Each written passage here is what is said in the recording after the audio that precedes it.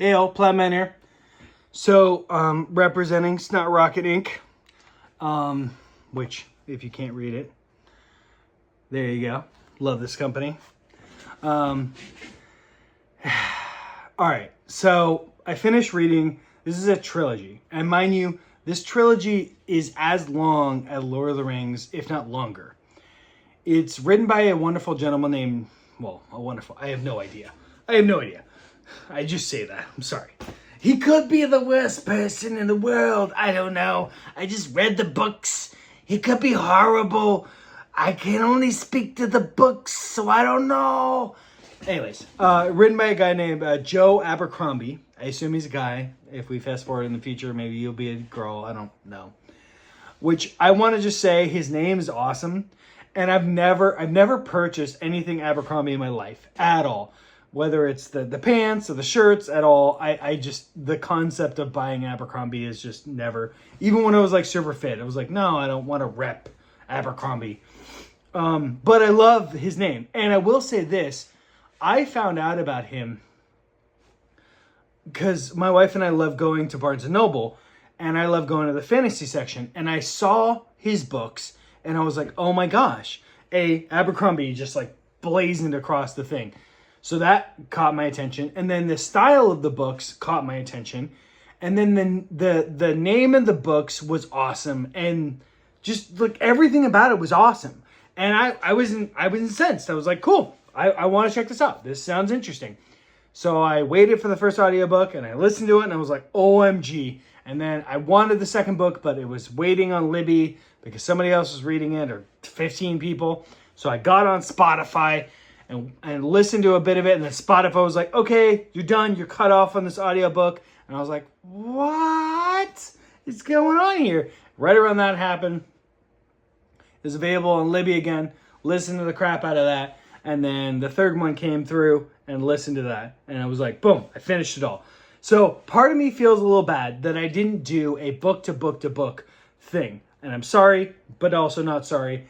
I'm going to kind of condense the whole thing. Effectively, the author's British. So understand that the world is kind of set in Britain, in this fantasy, fictitious version of Britain. On one end of the spectrum, on the north, you have Viking-esque people.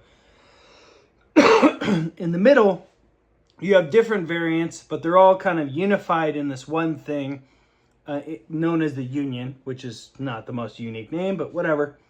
And then on the south, you have this a lot of like Badlands, wasteland, sand, and stuff like that. But that empire is just not good. Like they do slavery by the bushel.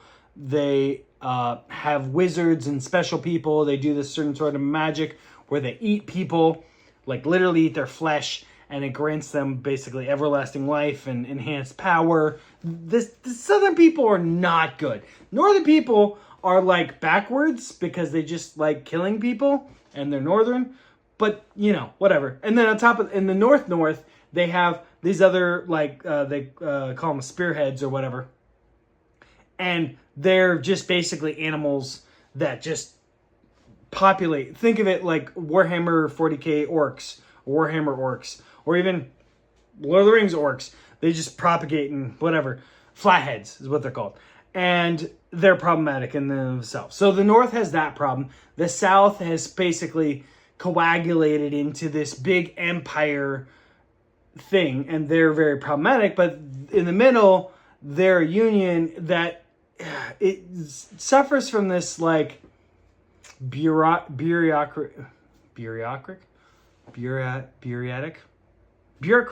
There we go. Bureaucratic bullcrap that's transpiring, and so effectively they're fractured while being whole, and they have to like defend against the Northmen. There's one guy who wants to be king of the North and is being problematic. And then at the same time, the South is like, hey, we want to take this place that's kind of our space. And then, you know, later in the third book, they attack.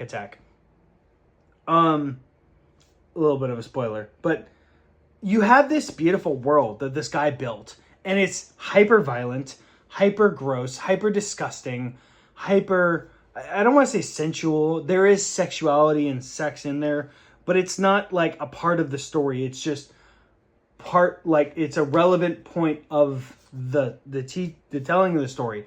So you might have 90% of it being like story and violence and all these other things, and then like, oh, and then they have sex. But it's always relevant to the story. It's not the thing that Lord of the Rings did in like season 2 to 5, where they're like, we're just gonna have lots of sex here because we need people to keep watching. It's not that at all. It's very pertinent and relevant. The overall thing I will say without spoilers is like, I love all the characters that this guy made. All the characters that this guy made are very interesting, and after finishing it, I wanted to know more. I wanted to know what happens next, and I was actually kind of like, oh, in a beautiful way, in a good way. Because if you read George R.R. Martin, did Game of Thrones, for those of you who don't know, in reading his books, I was frustrated because he kept killing off characters that I liked, and just like, oh, then die in this thing, and then like, and we experienced some of that with the show, but it just felt like he spent so much effort on these people that I didn't like, and like whole storyline, half a book, and you're like, dude, I don't like this person. Nobody likes this person. Why are you talking about this person? Nobody cares. Whereas this is like taking people that you don't care about and making them kind of the center of the story, and actually their actions matter and affect things. Maybe not, you can't tell now, but then later you're like, oh. And each book you get rewarded. You get a segment done. My only gripe would be at the end of the third book, I was like, why was this only 3 books? I'm expecting a 4th book. WTF. And in all fairness, so he wrote the series is called the First Law Trilogy, right? And that's what I read, was those. And there are 3 other books in that series that were written afterwards. So he finished the series in 2008. In 2009, he wrote another book. In 2011, he wrote another book. In 2012, he wrote another book. No, they're not a trilogy, but they're in that world. And I haven't read those yet. I'm probably going to read them and do a separate thing on each one of those books. All I can say is that the characters in the First Law trilogy were interesting, fascinating, and I applaud this guy for doing something that very few fantasy authors do, which is provide you with blood, guts, gore, this world, a magic system that makes sense, explain but not explain, and leave you with a sense of mystery and ununderstanding, but also not necessarily lacking taste. It's like having chicken and you're like, cool, I have sustenance, but also like, I don't know all the things. And this guy really does a good job. Apparently he's got more accolades than I even know. And I feel late to the party. I mean, he wrote the first book in 2006 and I'm just now getting to it. But this is how things go. And frankly, Joe Abercrombie, great job. Keep writing stuff. I really appreciate it. I love you. And I would suggest anybody who likes reading fantasy, you should check out this series. It's called the First Law Trilogy. The first one is called The Blade itself. And just check it out. It's worth a read. So I love you all. Playman out. I'll talk to you soon. I'll do more videos as I go. I'm just kind of catching up on things and reading and audiobooks and TV shows and movies. You know how it is. I get busy. Anyways, I love you all. Playman out. Bye-bye.